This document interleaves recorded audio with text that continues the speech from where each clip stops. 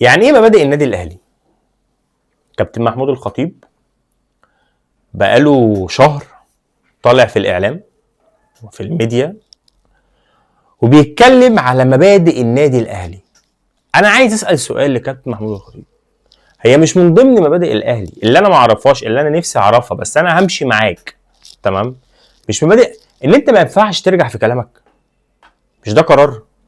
مش عدم ترشحك ده كان قرار ان انت حضرتك مش بتترشح تاني؟ هو ليه جمهور الزمالك بيسيب الحاجه الاساسيه عنده والمشاكل الاساسيه عنده وبيروح لمشاكل فرعيه، لمشاكل عمرها ما هتتحل، لمشاكل يا جماعه ده قانون البلد اللي انت عايش فيها؟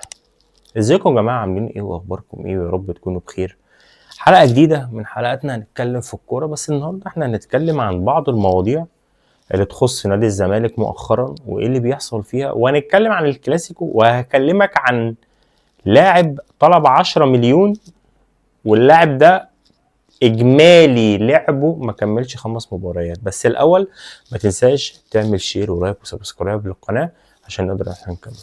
طيب في البدايه، ليه جمهور الزمالك بيحب ان هو ينساق ورا الامور التافهه وينسى اهم مشكله عنده في الوقت الحالي، ومع ذلك لما بتيجي تبص للموضوع الناس بتبقى فاكره ان هو ده عادي يا عم، ما شويه وهتتحل؟ طيب انا ليه بقول لك كده؟ لان نادي الزمالك عنده مشكله كبيره قوي مشكله ارض اكتوبر، ومشكله فلوس، ومشكله ان انت الارض اتسحبت منك او بنسبه 80% مسحوبه منك، مش عارف تعمل اي حاجه، مش عارف تقبض اللعيبه بتاعتك، مشاكل كتيره قوي جوه الفريق بمدير فني هو يعني حتى الان انا بالنسبه لي هو راجل وسط، مدير فني وسط، مش مدير الفني التوب. فكل الحاجات دي يا صاحبي موجوده في النادي، واحنا رايحين نشوف دونجا عمل ايه او دونجا هيلعب او دونجا. طبعا انا ضد الفكره، يعني انا موضوع دونجا ده برمته كده ده تلاعب، يعني موضوع دونجا ده كده من اوله لاخره ده تلاعب، وان انت توافق. وبالمناسبه بس انا في حاجه كده انا قريتها من فتره، قال لك هو يعني الزمالك ليه بيشارك في الحاجات دي كلها؟ يعني ليه الزمالك، يعني انت لو مش موجود كل اللي بيحصل ده مش هيبقى موجود على ارض الواقع؟ يعني بمعنى ايه؟ بمعنى ان انت بتكمل المسرحيه، يعني هي مسرحيه وانت بتكملها، فانت سهل جدا ممكن ما تبقاش موجود في المسرحيه دي. سهل جدا الزمالك يقول لك انا مش هلعب السوبر الجاي وتبوظها عليهم. ليه؟ لان انت رايح ناديين يا باشا مالهمش جماهير، وانت النادي الوحيد اللي ليك جماهير، الاهلي يعني والزمالك، فالناس مستنيه فاينل اهلي وزمالك، فسهل يا باشا انا مش رايح. كده كده مفيش يعني السيراميكا ملهوش جمهور بره، بيراميدز ملهوش جمهور بره، بس دايما كده بحس ان الزمالك هو اللي في ايده، يعني في ايده ان هو يبوظ اللي بيعملوه ويبوظ كل حاجه، ومع ذلك انت ما بتقبلش. طب ليه يا حبيب قلبي؟ طيب اولا بس كده خلينا نتكلم في نقطه، موضوع دونجا. دونجا القرار لما وصل ما وصلش على ايميل النادي او في مشكله حصلت فيه او وات ايفر ايه المشكله اللي فيه، ليه دلوقتي؟ وفي سؤال تاني مهم جدا، في سؤال مهم محتاج ان انا والله يعني محتاج اجابه، يعني هل بطوله السوبر دي تحت يعني الاتحاد المصري لكره القدم ولا تحت اتحاد تاني؟ يعني ولا تحت مثلا الاتحاد المصري للجودو؟ يعني مش بطوله السوبر دي تحت الاتحاد المصري لكره القدم؟ يعني الراجل ده من المفترض عليه ان هو كان يتوقف الاربع ماتشات في اي 4 ماتشات في الدوري، وان الراجل ده ما توقفش. طب المشكله عندي انا في ايه؟ انا مشكله عندي في ايه؟ انا عايز اعرف. بس ده بالنسبه للموضوع ده. بالنسبه للزمالك عنده الماتش جاي البنك الاهلي، اتمنى ان احنا نكسب، اتمنى يعني لو في حاجه بتمناها الماتشين الجايين دول هو البنك الاهلي وطلع الجيش تكسبهم، عشان نشوف انت هتخش السوبر هتعمل ايه. تمام؟ لان الوضع في الزمالك مش احسن حاجه، الزمالك فيه مشاكل كبيره قوي فوق ما تتخيلوا يا جدعان اهو. تمام؟ مش هنتكلم عن المشاكل، تعال بقى نتكلم في حاجه تانية. انا بس عندي سؤال للاهلاويه، والسؤال ده هيترتب عليه حاجات كتير جدا محتاج اعرفها انا كشخصي، انا كعبد الرحمن اهو.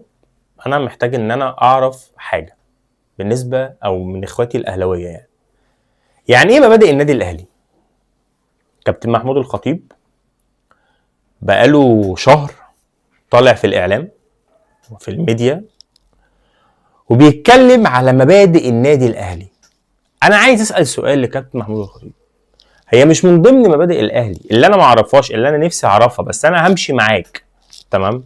مش مبادئ ان انت ما ينفعش ترجع في كلامك؟ مش ده قرار؟ مش عدم ترشحك ده كان قرار ان انت حضرتك مش بتترشح تاني وترشحت تاني؟ سؤال بقى، يعني ايه مبادئ النادي الاهلي؟ بس انا عايز بس اي حد يجاوبني على السؤال ده. وتمام يا اسطى، طالما انت مقتنع بالحاجه صباح الفل، رايي ما يهمكش، بس انا عايز اعرف يعني ايه مبادئ النادي الاهلي؟ في ايه؟ والمبادئ دي كام درس؟ يعني انا عايز اعرف برضه كام درس المبادئ دي يا جدعان؟ فبقوا عرفوني في الكومنتات او ردوا عليا يعني. تعال نتكلم في الكلاسيكو. انا الكلاسيكو بالنسبه لي او الكره الاوروبيه بشكل عام بقت مسخه، يعني ما بقاش في ماتش كده حلو تتفرج عليه زي زمان كده. ودايما ببقى شايف ان الكره الاوروبيه احسن فتره كانت فيها هي من 2000 ل 2015. ده البيك بتاع الكره الاوروبيه. كل الدوريات كانت تحفه، ايطالي، اسباني، انجليزي، فرنسي، الماني، كل الانديه بتدب في بعض. بس بعد كده بقى الموضوع استثماري اكتر، يعني معاك فلوس هو اللي هتشتري، وبشكل عام الكوره بقت استثمار يعني. فالكلاسيكو اتفرجت عليه، يعني ماتش اطفالي قوي، يعني ما فيهوش في تاكتكس حلو جدا. شابي الونسو مدرب كبير قوي. بالمناسبه يعني هانز فليك محتاج ان هو يغير من موضوع الاوفسايد ده، لان الاوفسايد ده شايله كتير قوي. فينيسيوس لسه عيل صغير برضو، وبالمناسبه فينيسيوس بنسبه كبيره قوي هيسيب الريال.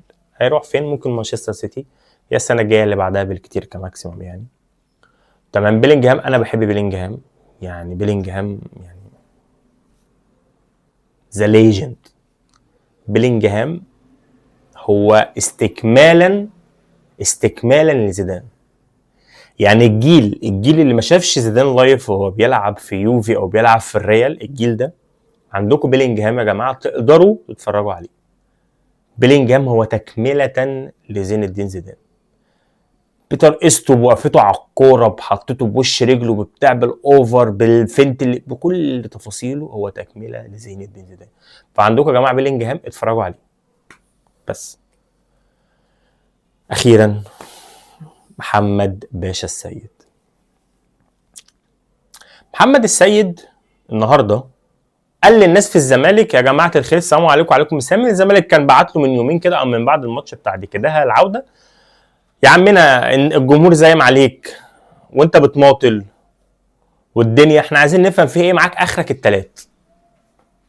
فجي النهارده مشكورا محمد السيد الشاب الجميل ذو 19 عام، الناس قاعدين معاه قال لهم يا جماعه والله انا عايز 10 مليون في السنه عشان اجدد. يا عم ماشي، بس ليه؟ يعني هتاخد 10 مليون ليه؟ انت عملت ايه؟ يعني لما تيجي تبيع بيعه وانت لسه لعيب صغير، بيعها صح. يعني تبقى في ماتشين موسم مثلا انت لعبت كويس، فانت على هذا الاساس بتطلب، او المنافس بعت لك عرض رسمي، لان المنافس مش شايف حضرتك اصلا ان انت لعيب ما عملتش حاجه، لان انت اصلا احتياطي في المنتخب واحتياطي خامس في الزمالك، خامس او سادس تقريبا. اوكي، انت مفيش حاجه، يعني انت ما عملتش حاجه. فانت بناء على ايه حطيت الرقم ده؟ لعيب لسه ما كملش 20 سنه، انت حطيت الرقم ده بناء على ايه؟ يا ابني انت فاسل، يعني انت لسه ما عملتش حاجه. جمهور الزمالك واللي حصل منك انت دي بتاعت ربنا، عشان الله اعلم كان نيتك ايه ساعه تنفيذ ضربه الجزاء. انت هتحتفل ازاي؟ الله اعلم. ممكن كانت نيتك وحشه، ممكن تحتفل وتجري على الجمهور وهش وبتاع. فالجمهور لما حس بده وحس ان انت كلاعب بتماطل في التجديد، وده اللي هيحصل بعد كده من جمهور الزمالك، لو يا باشا اتكل على الله، امشي جو. فيا ابني 10 مليون على ايه؟ انت مين يا حبيبي؟ امشي يا بابا، اتفضل، ربنا يوفقك، روح الاهلي. يعني روح يا محمد يا سيد الاهلي حبيبي، ربنا يوفقك ويكرمك يا رب كده. يا جدعان ايه الارقام دي يا جدعان والله بجد يعني.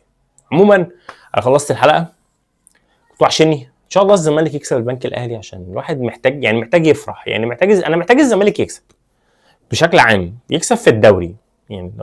دي امنيه، ما تيجي نحققها سوا. تمام، وان شاء الله يبقى ماتش كويس كده ونطلع بالثلاثه بوينت ان شاء الله. شكرا جدا ليك، ما تنساش تعمل لي شير ولايك وسبسكرايب في القناه عشان نقدر احنا نكمل.